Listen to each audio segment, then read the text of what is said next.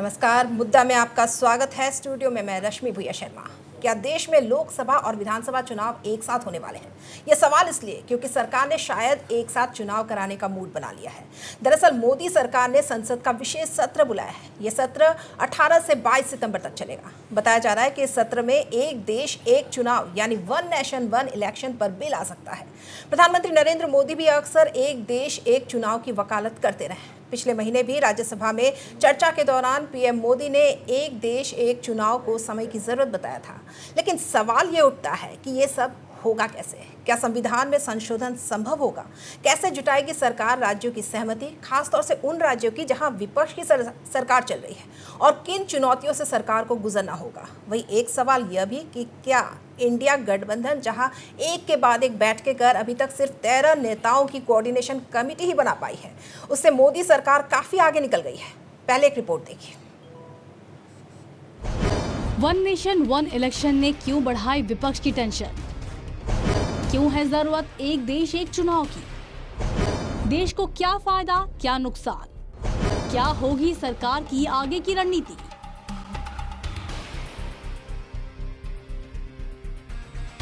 देश में एक तरफ जहां विपक्ष के इंडिया गठबंधन की ओर से मुंबई में हुई लामबंदी और इससे मोदी सरकार के सामने पैदा हुई चुनौतियों की चर्चा थी, तो वहीं दूसरी तरफ सरकार ने संसद का विशेष सत्र बुलाकर राष्ट्रीय बहस को दूसरी दिशा में मोड़ दिया।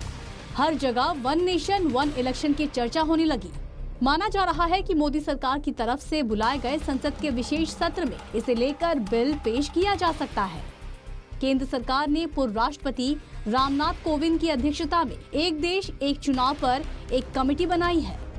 समिति में सदस्य गृह मंत्री अमित शाह, कांग्रेस सांसद अधीर रंजन चौधरी, पूर्व सीएम गुलाम नबी आजाद, वित्त कमीशन के पूर्व चेयरमैन एनके सिंह, लोकसभा के पूर्व महासचिव सुभाष सी कश्यप, हरीश साल्वे और पूर्व सीवीसी संजय कोठरी है। वहीं विपक्षी नेता लगातार इसका विरोध कर रहे हैं। इंडिया गठबंधन इस बात से भी नाराज है कि संसद का विशेष सत्र बुलाने से पहले विपक्ष के साथ कम से कम अनौपचारिक बात तो होनी ही चाहिए थी। सवाल यह है कि एक साथ चुनाव कराने के फायदे या फिर इसके नुकसान क्या है। इस पर बात करें उससे पहले एक देश एक चुनाव के मायने क्या है वो समझ लेते हैं। एक देश एक चुनाव का आइडिया देश में एक साथ चुनाव कराए जाने से है। इसका मतलब ये है कि पूरे भारत में लोकसभा चुनाव और सभी राज्यों में विधानसभा चुनाव एक साथ होंगे। दोनों चुनावों के लिए वोटिंग भी एक साथ या फिर आसपास ही होगी। लेकिन वन नेशन वन इलेक्शन देश में लागू करना भी सरकार के लिए बड़ी चुनौती होगी। लोकसभा और राज्यसभा चुनाव एक साथ कराए जाने के लिए संवैधानिक संशोधन करना पड़ेगा। साथ ही जनप्रतिनिधित्व अधिनियम और अन्य संसदीय प्रक्रियाओं में भी संशोधन करना होगा। आइए जानते हैं इसके लिए क्या बदलाव करने होंगे। One nation one election bill लाने के लिए 16 विधानसभाओं का समर्थन चाहिए होगा, यानी पहले देश के 16 राज्यों की विधानसभा में इसके प्रस्ताव को पास कराना होगा। बिल जनप्रतिनिधित्व अधिनियम 1951 के तहत ही लाया जा सकता है, उसमें बदलाव करना होगा। संविधान के अनुच्छेद 83, 85, 172, 174 और 356 में 2/3 बहुमत के साथ संशोधन करना होगा। सरकार अगर ये भी कर लेती है तो इससे फायदा क्या होगा? वन नेशन वन इलेक्शन के पक्ष में सबसे बड़ा तर्क ये दिया जा रहा है कि इस फॉर्मूले से चुनावों पर होने वाले करोड़ों रुपए का खर्च कम हो जाएगा। इससे प्रशासनिक व्यवस्था सुचारू होगी। चुनाव के दौरान अधिकारी चुनाव ड्यूटी में लगे होते हैं, इससे सामान्य प्रशासनिक काम प्रभावित होते हैं। वहीं बात करें नुकसान की, तो वन नेशन वन इलेक्शन से राष्ट्रीय मुद्दों के आगे क्षेत्रीय मुद्दे नजरअंदाज हो सकते हैं। विपक्ष को इसी की आशंका है जिससे वो बौखलाया हुआ है।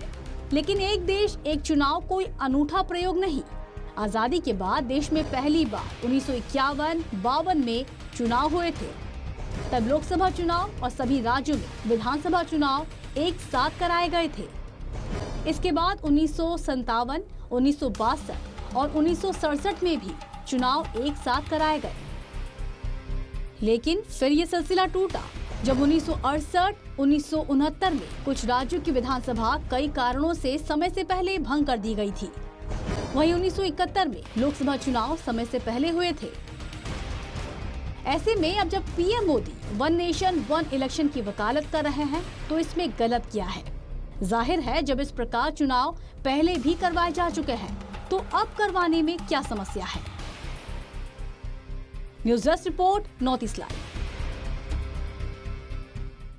तो कहीं ना कहीं संसद का विशेष सत्र बुला लिए जाने से ही विपक्ष डरा हुआ है। वन नेशन वन इलेक्शन जैसा बिल इसी सत्र में लाने की चर्चाओं के बीच ये बात भी तय है कि इसे कानून का रूप देने में समय लगेगा, क्योंकि सरकार के सामने भी कई चुनौतियां होंगी। सरकार को संविधान के कई अनुच्छेदों में संशोधन करना होगा, जो इतना आसान नहीं होगा। विपक्ष को भी भरोसे में लेना होगा क्या हाल फिलहाल में जो परिस्थितियां हैं उसमें यह संभव है। क्या वन नेशन वन इलेक्शन इस परिस्थिति में व्यवहारिक है। इन मुद्दों पर बात करने के लिए आज हमारे साथ उपस्थित है भाजपा नेता विजय गुप्ता, कांग्रेस प्रवक्ता नेत्र रंजन चौधरी, आम आदमी पार्टी के प्रवक्ता दीपांकर कलिता, तृणमूल प्रवक्ता अभिजीत मजूमदार भी कुछ देर में हमसे जुड़ जाएंगे, और वरिष्ठ पत्रकार हमारे साथ मौजूद है रविशंकर रवि जी। बहुत बहुत स्वागत करना चाहूँगी मैं अपने तमाम पैनलिस्ट का। सबसे पहले भाजपा नेता विजय गुप्ता, आपका रुख करना चाहूँगी।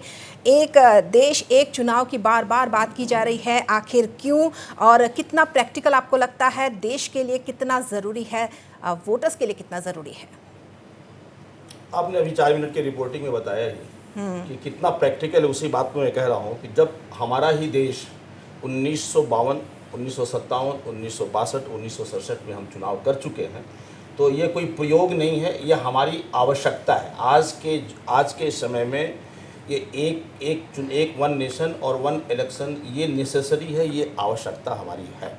और ये आप कोई नई चीज़ भी नहीं, लोग कह रहे हैं कि अचानक हो गया, नया चीज़ है, इसमें कोई अचानक की बात नहीं है, नयापन की भी बात नहीं है। क्योंकि 1983 में इलेक्शन कमीशंस के एनुअल रिपोर्ट्स में 3 पेज का वाइट श्वेत पत्र जारी किया गया था। वहाँ भी इलेक्शंस कमीशन ने इस बात का रिकमेंडेशंस दिया था।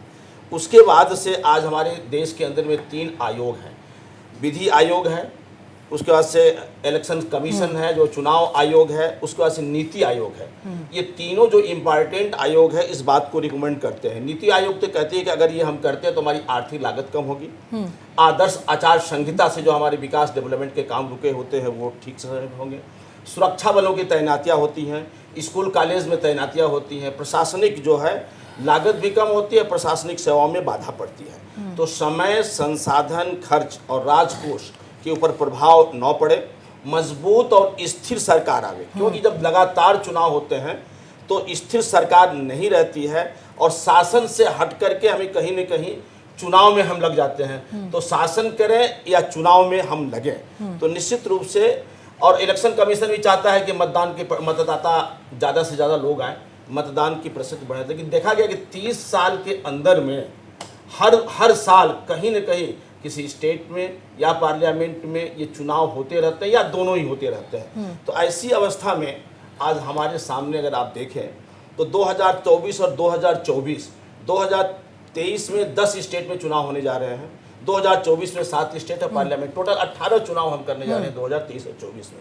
तो जहां 12 राज्य का तो अभी इलेक्शन के पहले ही हो जाएगा और इलेक्शन के ठीक बाद में 6 है। तो सवाल ये पैदा होता है कि जहां हमारे देश के अंदर में आज यूक्रेन युद्ध के दुष्प्रभाव हैं, आर्थिक कहना ही पड़ेगा, जो आर्थिक हमारी समस्याएं हैं उसमें हम कैसे मजबूत होकर के निकलें, तो चुनाव सुधार पे सकारात्मक चर्चा होनी चाहिए। और माननीय नरेंद्र मोदी जी को हम धन्यवाद देते हैं कि वो हमारे लिए नया विषय है नहीं। भारतीय जनता पार्टी 2014 के मैनिफेस्टो में भी यह चीज़ थी। हमारे माननीय LK आडवाणी जी 1995, 2010 में भी ये बात कह चुके हैं।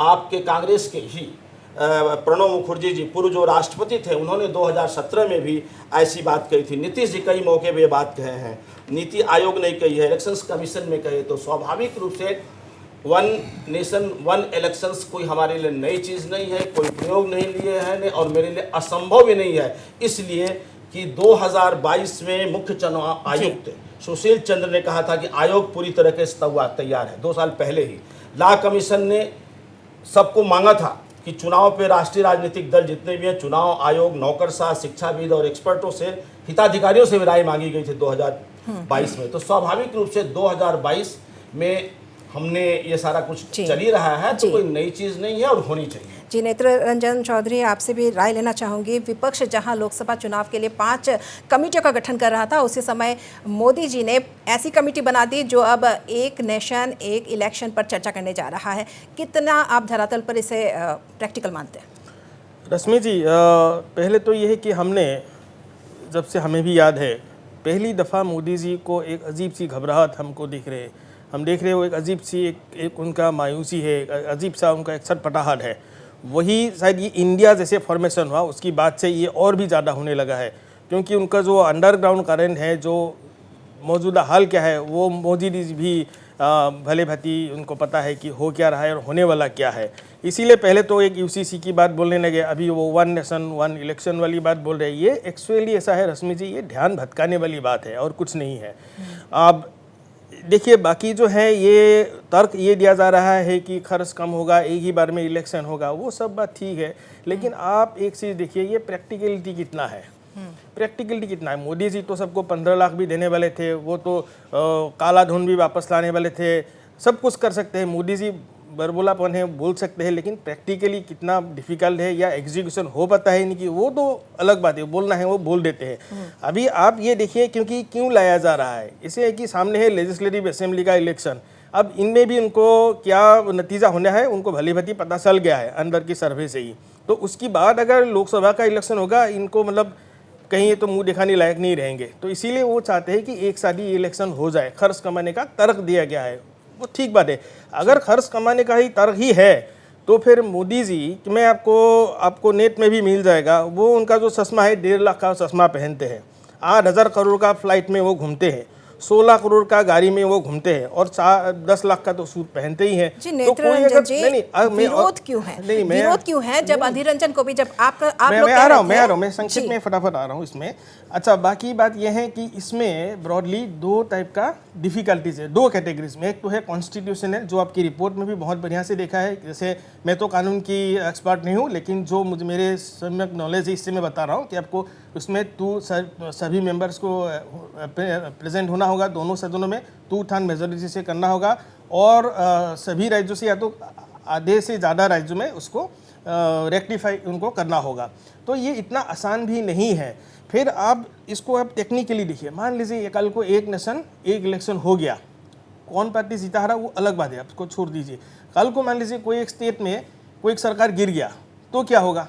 फिर क्या वो साइकिल को कैसे क्या होगा? अगर मान लीजिए, और उसमें मैं बताता हूँ, मान लीजिए 2 पार्टी है किसी स्टेट में, एक को भी मेजोरिटी नहीं है और दूसरा बना नहीं सकते, तो क्या होगा?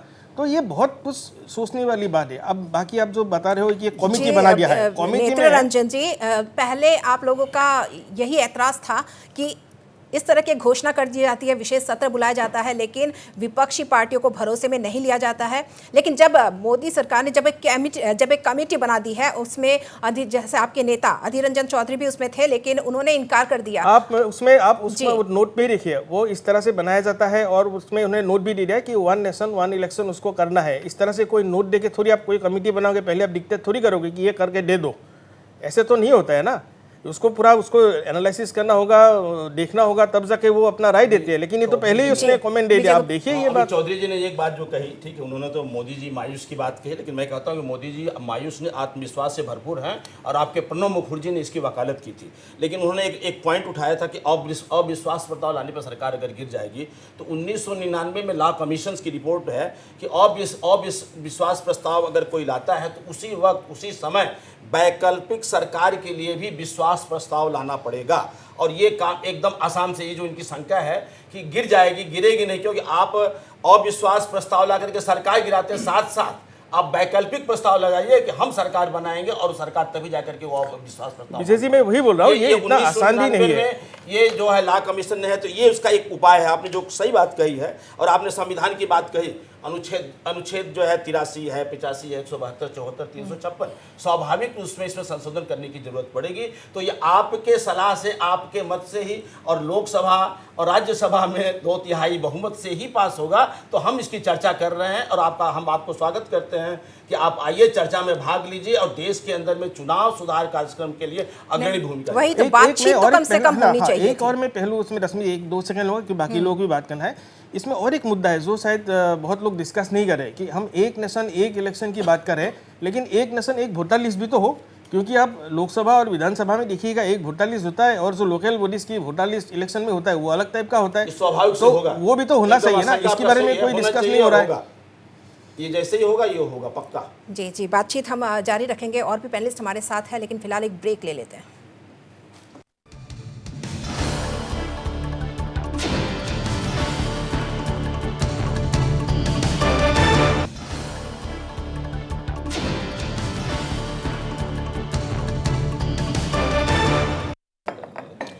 तो आज हम बात कर रहे हैं वन नेशन वन इलेक्शन की, और विपक्ष को क्यों है ऐतराज़। आप प्रवक्ता दीपांकर कलिता भी हमसे जुड़े हुए हैं, उनसे जानना चाहूँगी, वन नेशन वन इलेक्शन की पहल हो चुकी है, इंडिया गठबंधन कितना तैयार है? देखिए, पहली बात तो ये है कि एक देश एक चुनाव, ये हमारे संघीय ढांचे पे एक बहुत बड़ा आघात है।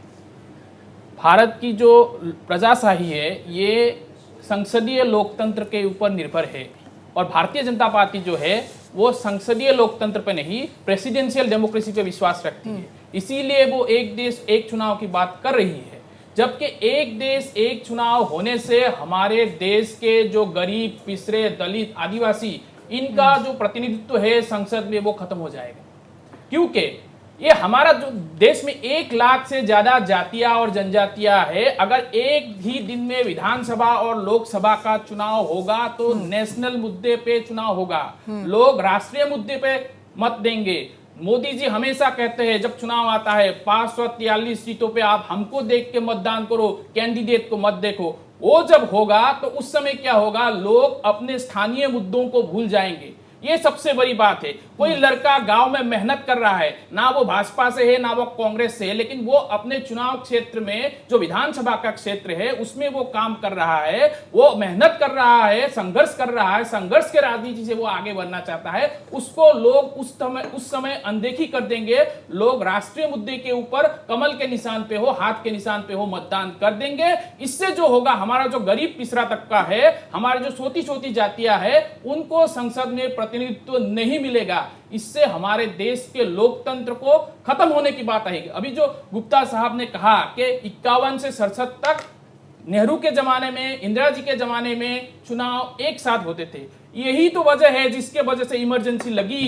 क्योंकि नेहरू जी, इंदिरा जी अपने पसंद के लोगों को टिकट देते थे, उसमें प्रतिनिधित्व गरीब, पिछड़ा, दलित, आदिवासी का नहीं होता था। इसके वजह से लोकनायक जयप्रकाश नारायण के नेतृत्व में सारे पिछड़े लोग एक साथ आ गए। लोहिया ने नारा दिया, संसोपा ने बांधीगा, पिछड़े पावे 100 में 60। यही बात है कि पिछड़ों का हक मारा गया, दलितों का हक मारा गया, छोटे छोटे जातियों का। आप देखिए, आज हमारे नागालैंड में एक ही लोकसभा की सीट है। नागा लोग अपने समस्या पे वोट ना दे के मोदी जी प्रधानमंत्री बने, इस पे अगर मतदान करे तो नागाओं का समस्याओं का क्या होगा। मैते सिर्फ इनर मणिपुर में चुनाव जीत सकती है। मैते अगर अपनी समस्याओं को ना देख के मोदी जी प्रधानमंत्री बने, इस पे अगर मतदान करे तो इससे देश के लोकतंत्र का क्या भला होगा। आप देखिए, मैं संक्षेप में बोलूंगा, अभी हमारी आम आदमी पार्टी है जिसको दिल्ली में 15 में तो हमें 70 में 67 सीटें मिली, और बाद में हमें 70 में से 62 सीटें मिली। लेकिन जब लोकसभा का चुनाव आया, हम एक भी सीट नहीं जीत पाए, साथ में हम 0 हो गए, सारी सीट भाजपा जीत गई। यही हमारे लोकतंत्र की सबसे बड़ी खूबसूरती है कि लोग विधानसभा में किसी एक को देते हैं, लोकसभा में किसी एक को देते हैं, योग्यता देख के देते हैं। अगर आप एक ही दिन में चुनाव करेंगे, ये जो हमारी सुंदरता है लोकशाही की, हिंदुस्तान की ये जो ब्यूटी ऑफ डेमोक्रेसी है, ये खत्म हो जाएगा। और इससे देश में जो है, जो असंतोष का भाव जागेगा। जो गरीब पिछड़ा तबका है उसको विधानसभा में जाने का मौका नहीं मिलेगा। इससे जो है हमारे देश में इमरजेंसी जो इंदिरा जी के जमाने में आई थी, और इसका नतीजा ये जो तानाशाही चला रहे हैं, देश के संविधान को परिवर्तन करने की, बाबा साहेब के लिखे संविधान को खत्म करने की बात जो ये लोग कर रहे हैं, ये तानाशाही है। इस तानाशाही का आम आदमी पार्टी खिलाफत करती है। हम कहते हैं ठीक है, एक देश एक चुनाव लाइए, लेकिन इससे पहले एक देश एक शिक्षा का व्यवस्था कीजिए। अदानी का बेटा जिस एजुकेशन सिस्टम में पढ़ेगा, हमारे गरीब के बच्चे को भी वही शिक्षा मिलनी पड़ेगी। देखिए आप अदानी छोड़िए, अमीर की बात, अदानी को हम अमीर की बात करते हैं। अमीर को जो शिक्षा मिले, गरीब, हम मुद्दे पे ही बात कर रहे हैं। अमीर को जो शिक्षा मिले, नहीं अमीर सॉरी मैं बोल दिया, अदानी छोड़ दिया। अमीर को जो शिक्षा मिले, गरीब के बच्चे को वही शिक्षा मिले, तब जाके एक देश एक चुनाव संभव होगा। क्योंकि एक ही दिन में चुनाव होने से हमारे गरीब लोगों को, जिनके पास शिक्षा नहीं है, दोनों टाइम एक साथ वोट देने में मुश्किल होगी। इसीलिए हम कहते हैं एक देश एक चुनाव का समय अभी नहीं है, 20 साल बाद आएगा जब सबके पास शिक्षा होगी। जब तक शिक्षा नहीं होगी तब तक लोग समझदार नहीं होंगे, और इस तरह के चुनाव अमेरिका में हो सकते हैं। हिंदुस्तान के लिए इस तरह का शिक्षा कभी, इस तरह का चुनाव कभी भी प्रैक्टिकल नहीं है। इस बात को हम नेत्र रंजन चौधरी भी हमारे साथ मौजूद है, कांग्रेस के प्रवक्ता हैं। उनसे मैं जानना चाहूँगी, वन नेशन और वन इलेक्शन, इसकी बहसबाजी में गठबंधन, जो इंडिया गठबंधन पूरी तरह लगा हुआ है, आपके जो प्रवक्ता है उनकी भी बात आपने सुनी।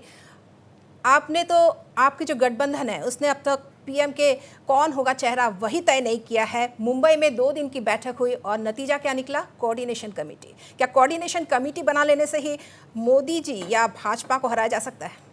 देखिए, ये जो रण प्रणाली क्या होगा वो तो टीवी की शो में हम डिस्कस नहीं कर सकते हैं, लेकिन अभी तक जितने भी प्रोग्रेस हुआ है अच्छे ही हो रहा है और बहुत ही उम्मीद है। और लोग परेशान हैं। अभी आप जब एग्ज़ाम देने जाओगे, पेपर कैसे होगा, कब एग्ज़ाम होगा, ऐसे तो नहीं होता है ना। हम तैयार हैं और अगर जल्दी इलेक्शन हो जाए तो और भी बढ़िया है। देश को भी छुटकारा मिलेगा, लोगों को भी जल्दी छुटकारा मिलेगा। तो इसमें, लेकिन अगर मैं दोबारा बोलूँगा, अगर कहीं पे टेंशन है, किसी खेमे में टेंशन है और बौखलाहट है, तो वो बीजेपी में है। मैं खुल के दोबारा मैं बोल रहा हूँ। और इसीलिए ये सब जो ये कर रहे हैं कि 1-2 वन नेशन वन इलेक्शन हो ना हो, एक कंट्रोवर्सी के लिए कर रहे हैं, क्या मालूम वो बिखर जाए ओपोजिशन। अब जाहिर सी बात है, कोई अगर सत्ता में बैठे हुए हैं, 8,000 करोड़ की फ्लाइट में घूम रहे हो तो कोशिश करेंगे, इसमें जाहिर सी बात है। लेकिन ये जो अपना आपके भी स्पोक्समैन ने जो भी कहा, ये बिल्कुल सही है बात, क्योंकि ये जो गणतंत्र का जो धांसा है, इसको खत्म, ये तो जी आप बोल रहे हैं नहीं, इसको खत्म करने जा रहे हैं। नहीं हो सकता, ये कैसे सही होगा? हमारा अब जो प्रवक्ता है, नहीं, मैं खत्म करने क्या बोला था? मैं खत्म करने इन्होंने जो कहा है, सभी को बोलने का बराबर मौका मिलेगा। मैं ये कह रहा हूँ कि गणतंत्र का जो ढांचा है, इसको स्टेप बाय स्टेप खत्म करने की कोशिश किए जा रहे हैं। अभी ये वन नेशन यान बोलेंगे, कल को हो सकता है बोलेंगे कि नहीं जी 2 पार्टी होना चाहिए, कल को बोलेंगे नहीं ये आप डेमोक्रेसी हटा दो, ये प्रेसिडेंशियल फॉर्म ऑफ गवर्नमेंट कर दो या डिक्टेटरशिप कर दो।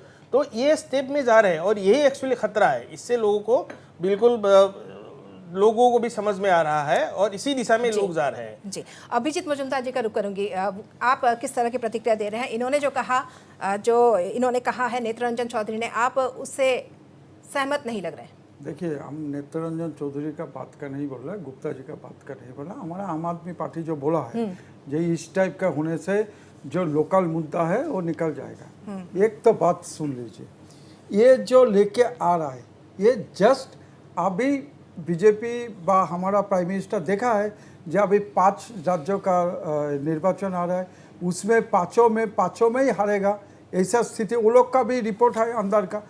अभी आदमी का माइंड चेंज करने के लिए उनको भी मालूम है, बीजेपी का सब लीडर को मालूम है और पूरा पार्लियामेंट का सबको मालूम है, जो राजनीति करते हैं सबको मालूम है। ये तो सिर्फ टाइम लॉस का ही बात है, ये को भी नहीं होगा। इसीलिए नहीं होगा, इनको भी मालूम है जो हमारा लोकसभा में हमारा मेजोरिटी है, राज्यसभा में नहीं है। राज्यसभा होने के बाद ये राज्यों का मैटर है, सब राज्यों में जाएगा। अभी टाइम कितना है? अभी 7 महीना है इलेक्शन का। अभी ये लोग का याद आया जो अभी 1 मैन 1 नेशन का इलेक्शन होगा, और ये को भी संभव नहीं है। नेत्र जी जो बोला, हम एक चीज़ में आपको याद कराता है। सपोज आप वाजपेयी जी का टाइम में देखा, जे लोकसभा में बीजेपी गवर्नमेंट आया, हमारा पार्लियामेंट में बीजेपी गवर्नमेंट आया, उसका बाद अनास्था प्रस्ताव आया, उसका बाद वाजपेयी गवर्नमेंट गया, उसका बाद दोबारा इलेक्शन हुआ। तो दोबारा इलेक्शन में बीजेपी आया था। लेकिन इसमें क्या हो रहा है, जे आज का डेट में कौन बोल सकता है जो नेक्स्ट लोकसभा हन पार्लियामेंट नहीं होगा? आज अगर आप डिक्लेयर किया, सपोज हम ये कर लिया जे हाँ ये लोकसभा में पास हो गया, राज्यसभा में पास हो गया, राज्यों का सब मान लिया। अभी अगर इलेक्शन होगा, अगर ये इलेक्शन में पार्लियामेंट अगर हैंग होगा, तब क्या होगा? दोबारा इलेक्शन कराएगा। तो आशंकाएं काफी है। इस विषय पर भी हम विस्तार से बात करेंगे। जो बहस चल रहा है ये इसीलिए हो रहा है, वो आदमी का मोटिव चेंज कर दिया। ये लोग सोचा था, इस पर भी हम बीजेपी लोग सोचा था कि हम लोग कर्नाटक में जीत जाएगा, कर्नाटक में पूरा हार गया। इसका बाद अभी जो जगह पे इलेक्शन है, उसमें आप देखिए एमपी में जो इलेक्शन हो रहा है, उसमें पहले भी हारा था, जो जबरदस्ती एमपी बीजेपी लोग शासन किया। तो उसका बाद राजस्थान उनका नहीं है, छत्तीसगढ़ जितना जी, चैनल जी, है जी, सबका जो ठीक रिपोर्ट है। है छत्तीसगढ़ में 100% कांग्रेस आ रहा है, मिजोरम में उनका गवर्नमेंट नहीं है, हरियाणा में उनका इस बार बुरी तरह जी, हारेगा। बिल्कुल, बिल्कुल। तो अभी क्या समझ हो रहा रहे है हैं। जो चीज तो जी, अभिजीत। अभी से जे वो लोग का भी इंटरनल रिपोर्ट है, बीजेपी के इंटरनल रिपोर्ट में ये है कि हम लोग हारेगा, तो हारने का बाद अगर लोकसभा होगा उसका बाद क्या होगा, आदमी का मन में क्या आशंका आएगा। इसीलिए एक तो उस टाइप का, जिस टाइप का आप नोटबंदी किया, जिस टाइप का आप एनआरसी किया, जिस टाइप का सबको एक एक ठो चीज पे एंगेज कर देता है, जब ये लोग का टाइम खराब जाता है। और अभी ये लोग का पास हिंदू मुस्लिम के इशू भी नहीं है। उस टाइम पहले इलेक्शन में राम मंदिर था, अभी वो भी मोटा मोटी सेटल अप हो गया। इसीलिए ये लोग का एक ही इच्छा है, एक ही मकसद है, जे कोई हाल से एक तो डिबेट करके हम आम आदमी का मूड जो जी है, अभिजीत, आशंकाएं, आरोप काफी है, आशंकाएं काफी है और जायज भी है जब इस तरह की घोषणा होती है। जी अभिजीत, ये बातें हम तमाम बातें हम करेंगे। वरिष्ठ पत्रकार रविशंकर रवि जी भी हमारे साथ मौजूद हैं, उनसे भी हम बात करेंगे, उनकी राय लेंगे, लेकिन पहले एक ब्रेक पे चलते हैं।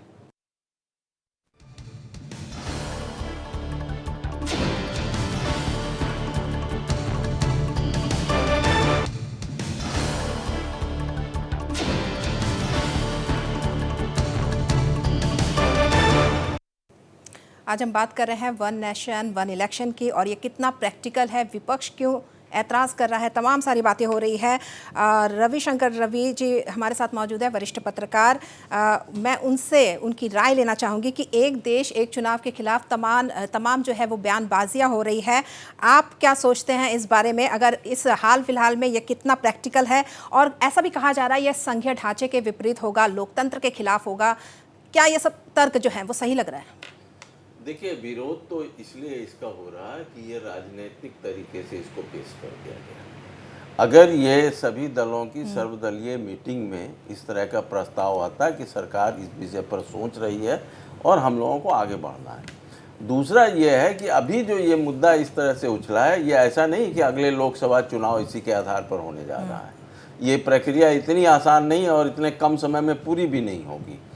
चूँकि फिलहाल तो देखिए, इस मुद्दा को इसलिए भी गरमाया गया है कि निश्चित रूप से इंडिया का जो गठन हुआ है कहीं ना कहीं, और देखिए भारतीय जनता पार्टी से ये चीज़ें सीखनी होगी विपक्ष को कि मुद्दे को कैसे चेंज किया जाए, चर्चा को कैसे चेंज किया जाए, और एक ऐसा चर्चा प्रधानमंत्री ने सामने ला दिया है, वन नेशन वन इलेक्शन। बिल्कुल, दिशा ही सारे लोग उसमें उलझ जाएं, उसमें डिस्कशन करने लगे, इस पर बातचीत हो।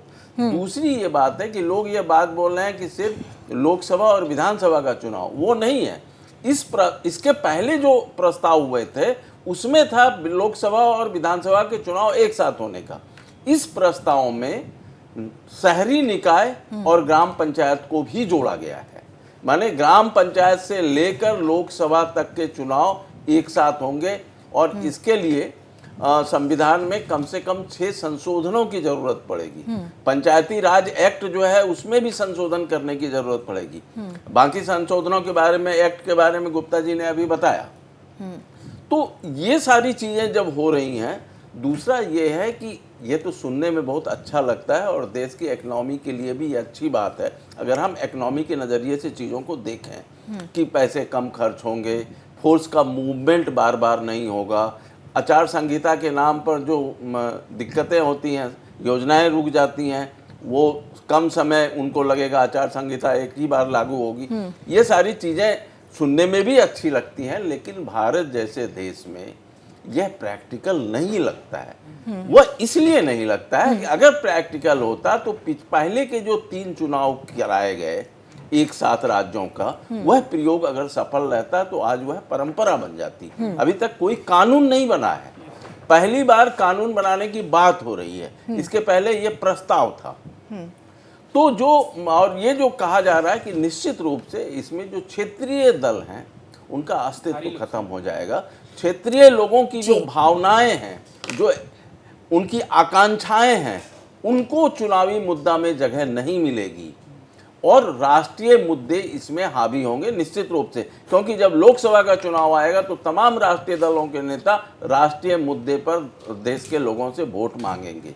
तो जो अब पंचायत के चुनाव का जो है, पंचायत में इस गांव में सड़क नहीं है, उधर नहीं है, गरीबी है, वो पेंशन, उनको पेंशन के नहीं मिल रहा है, तो तमाम स्कीमें लोकल छोटे छोटे उन मुद्दों पर चर्चा ही नहीं होगी, क्योंकि माहौल इतना गर्म होगा और नेताओं के बयान राष्ट्रीय मुद्दों पर केंद्रित होंगे, कुछ हद तक राज्यिक मुद्दों पर वो आएंगे।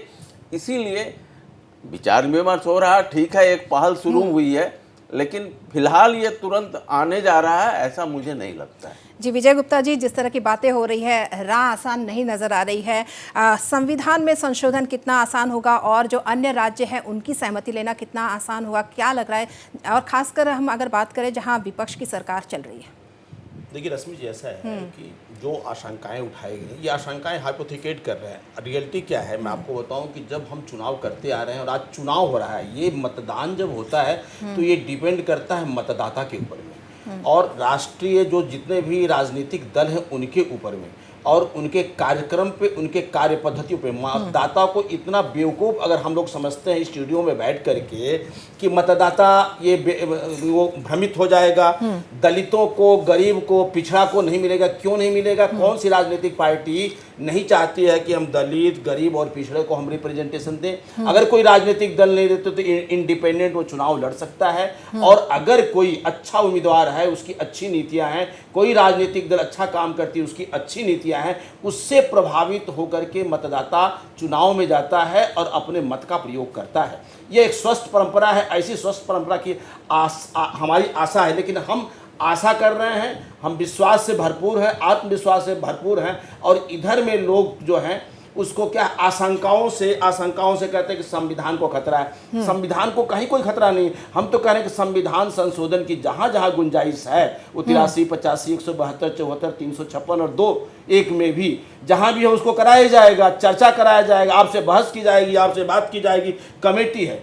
अब जो लोकल मुद्दे खत्म हो जाएंगे। सवाल यह है कि विधानसभा का चुनाव हम लड़ रहे हैं, पंचायत का चुनाव हम लड़ रहे हैं, तो हम अपने मुद्दों को क्या हम जनता के बीच में नहीं जाएंगे? क्या वो लोकसभा का उम्मीदवार ही जाएगा? अब कार्यकाल की बात आती है। 5 साल के लिए कार्यकाल होता है, चाहे वो विधानसभा हो या वो हो। अब हर समय पे आपने ही अभी हमें अभिजीत हमारे मित्र उन्होंने कहा कि 2 बार ही इलेक्शन हुआ वाजपेयी जी को। वाजपेयी जी ने भी 2003 में सोनिया गांधी के साथ में उस पर डिस्कस किया था। ऐसा नहीं है कि कोई नई चीज़ है। इसलिए हम कहते हैं कार्यकाल जब फिक्स है, स्वाभाविक उसे उस कार्यकाल के अंदर में आपने जो अच्छे काम किए हैं उसी को जनता के सामने में रखना है और अपने राजनीतिक दल की बात करनी है। पार्लियामेंट हंग होती है। जब संविधान बनेगा या इसकी जो कानून बनेगी तो स्वाभाविक रूप से इन सारी बातों का विचार किया जाएगा और विचार करने के बाद ही, इसलिए लॉ कमीशन ने रश्मि जी ने 2022 में, मैंने दोबारा मैं कह रहा हूँ कि राष्ट्रीय राजनीतिक दल, चुनाव आयोग, नौकरशाह प्लस एक्सपर्ट्स के साथ में सलाह मांगी गई है। निश्चित रूप से वो सलाह गए होंगे, हम तो देखे नहीं है, हमारे लोग भी नहीं देखे, सलाह गई होगी। उसके ऊपर में लोकसभा और राज्यसभा को विचार करना होगा। विचार करने के बाद हार और जीत ये लाने से ही हम जीत जाएंगे नहीं। हम काम अच्छा करेंगे तभी हम जीतेंगे। हम काम अच्छा नहीं करेंगे तो हम जितना भी जो भी मुद्दा लाएं, जो कुछ भी लाएं, जैसा डेविएशन लाएं, कुछ भी करें, वो नहीं सफल होगा। इसलिए हार और जीत निर्भर करता है मतदाता के विवेक पर। मतदाता को बेवकूफ समझना लोकतंत्र के प्रति अपमान है और ऐसा अपमान हमें दीपांकर कलिया से प्रतिक्रिया मैं जोड़ दूं, भाजपा की रणनीति का यह एक बड़ा हिस्सा है। इसके पहले आया एक देश एक कानून, वहां उलझाया लोगों को। अब दे दिया एक देश एक चुनाव। हमने कानून ये खत्म किया नहीं, आप ढेर सारे नए कानून खत्म बनाए नहीं, वो आपने किया। मैं ये कह रहा हूं कि एक देश समान नागरिक संहिता की जो बात हो रही है, इसके पहले वह एक आया था प्रस्ताव, अभी वह प्रस्ताव ठंडे बस्ते में चला गया। अब ये आया एक देश एक चुनाव। अच्छी बात है, इस पर बहस होनी चाहिए, चर्चा होनी चाहिए, इस पर आपस में राय मशविरा होना चाहिए। ये आर्थिक हित इसमें है देश का, इसे खारिज नहीं किया जा सकता है। लेकिन जो उसके जो अब आप देख लीजिए पूरे विश्व में कहाँ कहाँ पर एक देश एक चुनाव लागू है। सिंगापुर में लागू है। सिंगापुर की आबादी कितनी है, सिंगापुर में कितने राज्य हैं, भारत ऑस्ट्रेलिया में है, भारत में कितने राज्य हैं और किस तरह की स्थिति है और यहाँ पर किस तरह का राजनीतिक माहौल है, सरकारें गिर रही हैं, सरकारें बदल रही हैं। वैसी स्थिति में आपको एक क्लियर कट विजन लेकर आना होगा कि अगर सरकार गिरेगी तो सर्वदलीय सरकार बनेगी, सभी दल मिलकर जो बाकी का कार्यकाल है वो पूरा करेंगे, इसको कानूनी मान्यता देनी होगी, सभी विपक्षी दलों को विश्वास में लेना होगा। तब अगर हमारी नीयत साफ है तो देखिए, अगर हमारा यहाँ जी आप अगर एक देश एक नेशन एक इलेक्शन अगर आप लेके आ रहे हैं, उसका पहले एक क्यों नहीं लेके आ रहे हैं? गुप्ता जी, आपका गवर्नमेंट है, आपका गवर्नमेंट को बोलिए ना जो इंडिया में 8-10 स्टेट में आज भी अपर हाउस है।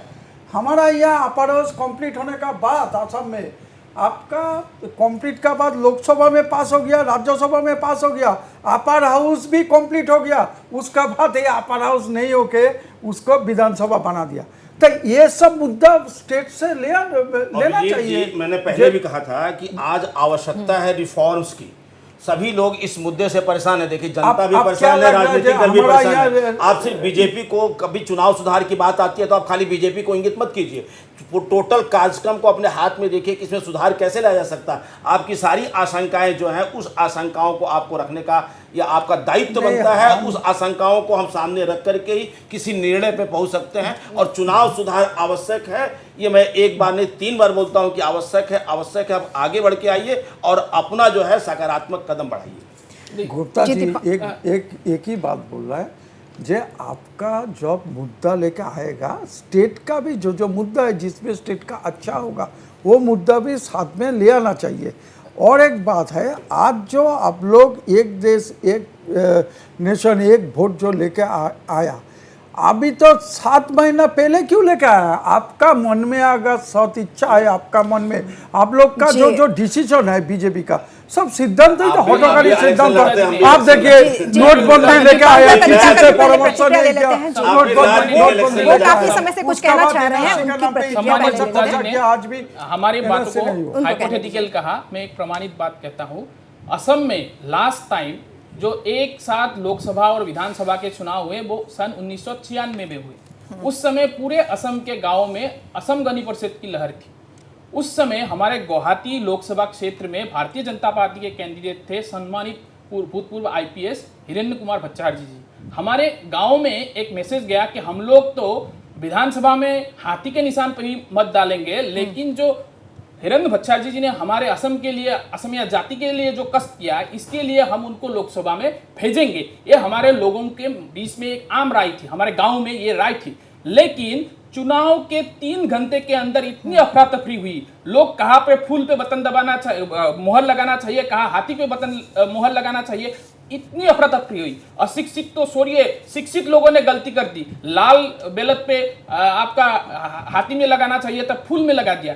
तो उससे उसी वजह से 3 घंटे के बाद ये मैसेज पूरे गांव में गया कि दोनों मोहर अब हाथी पे लगा दो, क्योंकि हमें दिसपुर में सरकार बनानी है। तो इसी वजह से हिरेंद्र भट्टाचार्य जी जैसे असम के एक मतलब प्रमुख व्यक्ति जो चुनाव नहीं जीत पाए, वो भारतीय जनता पार्टी के ही थे। हमारे असमी गांव में सब में ये एक हमारा यही ठाके, ये भट्टाचार्य जी हमारा चुनाव जीते, लोकसभा में जाए। लेकिन इस देश में अभी भी लोकसभा और विधानसभा के चुनाव अगर एक साथ होंगे तो योग्य व्यक्ति पीछे छूट जाएगा। जो टिकट लेके आएगा, भाजपा का हो या हाथ का हो, वो चुनाव जीत जाएगा। ये सबसे बड़ी, इसलिए मैंने, गुप्ता जी बुरा मत मानिए, मैंने कहा कि पहले शिक्षा सबकी अगर हो जाए, 30 साल बाद ये बात हो सकती है। अमेरिका जैसी स्थिति हमारे यहाँ भी आ सकती है, अभी ये स्थिति नहीं है।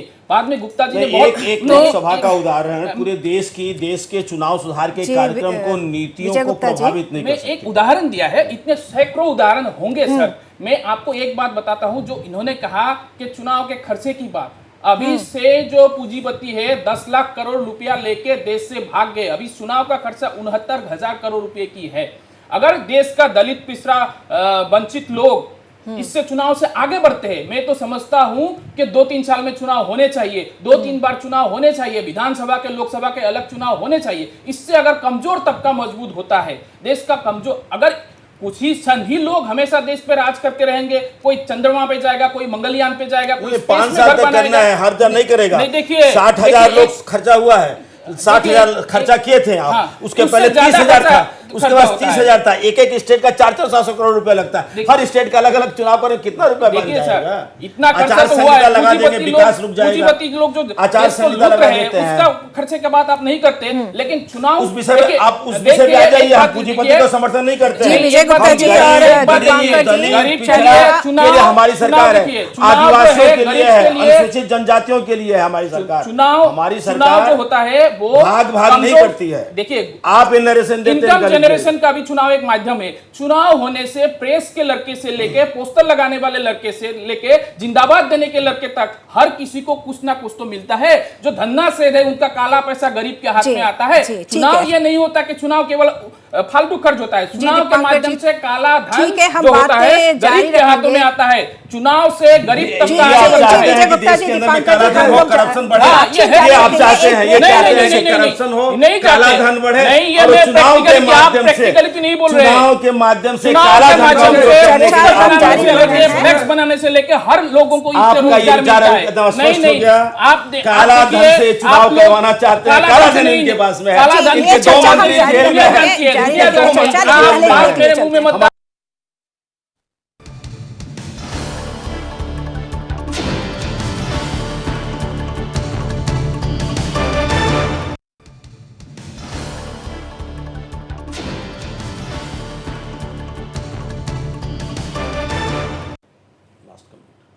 तो वन नेशन वन इलेक्शन पर इतना रार क्यों? अभिजीत मजुमदार, ब्रेक में जाने से पहले आप तमाम सारे बातें कह रहे थे, प्रतिक्रिया और आखिरी कमेंट आपसे लेना चाहेंगे। देखिए, एक छोटा सा बात हम बोलना चाहते हैं। गुप्ता जी हमारा बहुत सीनियर पैनलिस्ट है, इधर सभी सीनियर है। एक चीज़ देखिए, किस टाइप से आदमी का, आम जनता का माइंड को चेंज कर देता है ये सब इशू पे। वो सिंपल उदाहरण हम दे रहे हैं, आप सुन लीजिए। आपको मालूम है जो यूपी में केंद्रीय सरकार, केंद्रीय पर्यटन मंत्री का बेटा, उसका घर में गोली मार के एक उनका दोस्त फ्रेंड को हत्या कर दिया। कितना बार आप टीवी में देखा, कितना, कौन सा चैनल में डिबेट हुआ? बा आम जनता का पास ये मैसेज तो कब गया, कैसे जाएगा? जाएगा नहीं। ये मुद्दा ही चेंज कर दिया। आप भी जो जैसे मुद्रास्फीति का मुद्दा, जैसे इकोनॉमी का मुद्दा, जैसे हमारा यूथ का सर्विस नहीं है, यूथ लोग का जो बोला था पहले इलेक्शन में, जो चीज़ बोला था, हमारा असम का भी जो बोला था, कोई परिपूर्ण नहीं हुआ। तो ये मुद्दा को चेंज करने के लिए ये लोग को 100% मालूम है जे ये अभी 7 महीना का बीच में ये होने वाला नहीं है। हम लोग भी सपोर्ट करते हैं, ये चीज़ तो अच्छा है, अगर ठीक टाइम पे करेगा तो। अभी संभव नहीं है, जो चीज़ तो संभव नहीं है, जो चीज़ नहीं होने वाला है, वो लेके ऐसे डाइवर्ट किया। जब देखा जाए इंडिया का इतना पॉपुलैरिटी हो गया, नरेंद्र मोदी का पॉपुलैरिटी आप सोशल मीडिया में घट गया, हमारा चीफ मिनिस्टर साहब का भी पॉपुलैरिटी घट गया, हमारा बीजेपी का अंदरूनी मुद्दा बहुत ज़्यादा वो लोग को ये कर रहे। जब देखा जाए हमारा पोजीशन एकदम ख़राब है, हम लोकसभा में हार सकता है, इस टाइप का वो लोग का बीच में है। इसीलिए टेक्निकल चीज़ में बीजेपी डॉक्टरेट है, कैसे इलेक्शन जीतेगा, तो इसीलिए कहीं ना कहीं वो लोग का- समर्थन भी दिख हाँ, रहा है और विरोध भी दिख रहा है। तो इसीलिए ये डाइवर्ट करने के लिए ये लोग जी, 100% मालूम दीपांकर है जी से जो मैं होने आखिरी वाला प्रतिक्रिया नहीं लेना है, चाहूंगी, सब क्या बोलेंगे? डाइवर्ट के लिए ये चीज़ तो लेके। नहीं, हमारे नेता अरविंद जी ने स्पष्ट कर दिया है कि एक देश एक चुनाव नहीं, पहले एक देश एक शिक्षा, एक देश एक स्वास्थ्य सुविधा, ये सब मुहैया कराओ, उसके बाद इस पे जाओ। और अगर आप देश के संघीय ढांचे पे आक्रमण करने की बात करोगे, देश के संविधान को बदलने की बात करोगे, तो देश की जनता जवाब देगी। मैं समझता हूं कि ये प्रैक्टिकली तो ये संभव ही नहीं है, क्योंकि 16 राज्यों में 2/3 बहुमत से इसको पास कराना है। अभी इतना वक्त भी है कि नहीं, इसके बारे में भी चिंता करने की जरूरत है। और राज्यों में तो बीजेपी का अभी गवर्नमेंट है। अभी इसीलिए हम कहते हैं कि ये समय नहीं है, अभी भी देश को बहुत आगे बढ़ना है। देश में एक देश एक चुनाव आज कहेंगे, बाद में कहेंगे एक देश जी। एक भाषा, एक देश एक धर्म, एक देश एक संस्कृति, ये नहीं चलेगा। ये भारत एक फूल का बगीचा है, इसमें नाना रंग के फूल है, इस बगीचे को हमको बचाना जी, है, ठीक है, देश के दीपांकर जी। संविधान को बचाना है। ठीक है रविशंकर जी, कहीं ना कहीं मतदाताओं को भी परिपक्व होना पड़ेगा, और क्या लगता है हाल फिलहाल में क्या मतदाता परिपक्व है इस जो नया फैसला आने जा रहा है उसको लेकर? देखिए, जो मतदाताओं की स्थिति है उसमें तो कन्फ्यूजन हो जाता है। एक साथ अगर दो तीन चुनाव अगर एक साथ होंगे तो कहीं ना कहीं कन्फ्यूजन होगा। मुझे तो प्रेस क्लब के चुनाव में जब वो 8-8 पर्चे जब हुआ तो किसमें साइन मारूं और कौन प्रेसिडेंट सेक्रेटरी है, उसमें परेशानी हो रही थी मेरे जैसे आदमी को। तो लेकिन सरकार एक प्रस्ताव लेकर आई है, ये कुछ भी इसमें गलत नहीं है। अब सवाल है कि उसको कैसे लागू किया जाए और इसके लिए कैसे जनमानस को तैयार किया जाए, इसके लिए कैसे मतदाता को तैयार किया जाए, इन सारी चीज़ों को, और उसकी क्या प्रक्रिया होगी। अभी तो जस्ट एक आयोग का गठन हुआ है, अभी आयोग की रिपोर्ट आनी बाकी है, फिर उस पर विचार विमर्श होगा, उसमें फिर एक बिल का मसौदा तैयार होगा, उसमें जो कानूनी प्रक्रिया है, संवैधानिक प्रक्रिया है, फिर उसकी जो उपवर्ग हैं, उसके जो नियम कानून हैं, ये सारी चीज़ें हैं। तो अभी बहुत कुछ लंबा है, तो उसको कैसे लागू किया जाएगा तो इसके लिए इंतज़ार करना चाहिए। और अभी ये इसमें समय है, ये एक ऐसी प्रक्रिया है जो हाथों हाथ ये कोई ऑर्डिनेंस लेकर इस प्रक्रिया को लागू नहीं किया जा सकता है। जी विजय गुप्ता जी, तमाम सारी बातें हुई है, आपको कितना संभव लग रहा है जो विपक्ष ने कहा है ये होना चाहिए वैसा होना चाहिए? उन लोगों की आशंकाएं हैं, लेकिन मेरे को ऐसा लग रहा है कि हम आत्मविश्वास से भरपूर हैं, और क्या होगा वो तो समय ही बताएगा। अभी हमारे अभिजीत जी हमारे मित्र हैं, उन्होंने कहा था यूपी की बात, हिंसा की बात। टीएमसी चुनाव जीती है, ममता दीदी चुनाव जीती, वहाँ कितना हिंसा हुआ उसका वो आकलन कर लें। अभी हमारे जो है मित्र आपके कह रहे थे कि संविधान खतरे में है, गणतंत्र खतरे में है, लोकतंत्र खतरे में है, ये निराधार बातें हैं। जब चुनाव होगा तो गणतंत्र, चुनाव से गणतंत्र खतरे में नहीं जाता, संविधान खतरे में जाता, उभर करके आता है। और दलित गरीब पिछड़ों को रिप्रेजेंटेशन अगर बीजेपी देती है तो आप भी देने के आगे बढ़िए। और एक बात और लास्ट में कहूँगा, हमारे मित्र रविशंकर जी ने कहा कन्फ्यूजन 1952 में कन्फ्यूजन नहीं, 57 में कन्फ्यूजन नहीं, 62 में कन्फ्यूजन नहीं, 67 में कन्फ्यूजन नहीं। We are living in the era of the competitions and compare. और आईटी का युग है, हम विकसित हो चुके हैं, चाँद और सूरज पे जा रहे हैं, शिक्षा बढ़ गई है, ऑनलाइन एजुकेशन है, आप जो है आर्टिफिशियल इंटेलिजेंट में जा रहे हैं। अब कहीं कोई कन्फ्यूजन की गुंजाइश नहीं है। जनता का विश्वास और श्रद्धा भारतीय जनता पार्टी सरकार के प्रति है। कोई कितना भी नरेशन दे दे, जनता जो चाहेगी वही होगा। जी बहुत बहुत धन्यवाद करूंगी मैं अपने पूरे पैनलिस्ट का। तो जब से मोदी सरकार आई है, एक देश एक चुनाव पर लंबी बहस चली आई है, और अब सरकार ने विशेष सत्र बुलाकर इस बिल को पेश करने का मूड बना लिया है। बार बार होने वाले चुनाव से देश में होने वाले समय और पैसों के नुकसान को रोकने में यह एक अच्छा कदम साबित होगा, लेकिन अभी चुनौतियाँ काफ़ी है। मुद्दा में आज के लिए बस इतना ही। धन्यवाद।